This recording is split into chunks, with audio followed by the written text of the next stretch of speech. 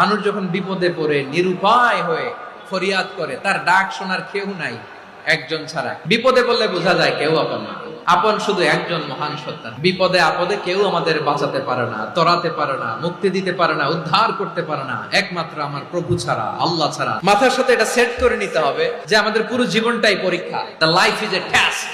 এই জীবনে বিপদ আসবে, আপদ আসবে, পরীক্ষা আসবে, সবার জীবনে এটা থাকে। এক একজনের পরীক্ষা এক এক রকম।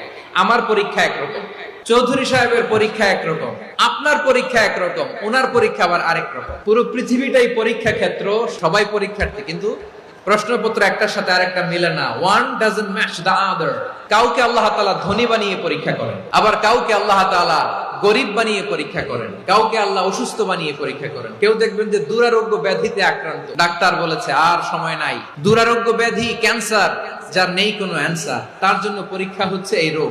আরেক লোক দেখবেন তার আবার রোগ বালাই নাই, মাশাআল্লাহ, তাকে আল্লাহ তাআলা আর্থিক দৈন্যতা, দারিদ্রতা দিয়ে পরীক্ষা করছে। টাকা পয়সা নাই, দিন আনে দিন খায়, যা আছে তাতে চলে না, এটা তার জন্য পরীক্ষা। আবার আরেক শ্রেণীর লোক দেখবেন তাকে আল্লাহ অসুস্থতাও দেয় নাই, দারিদ্রতাও দেয় নাই, তার দাম্পত্য জীবনের সমস্যা, স্ত্রী কথা শোনে না, অথবা ছেলে মেয়ে কথা শোনে না। তাহলে পরীক্ষা সবার জীবনে আছে, এক একজনের পরীক্ষাটা এক এক রকম।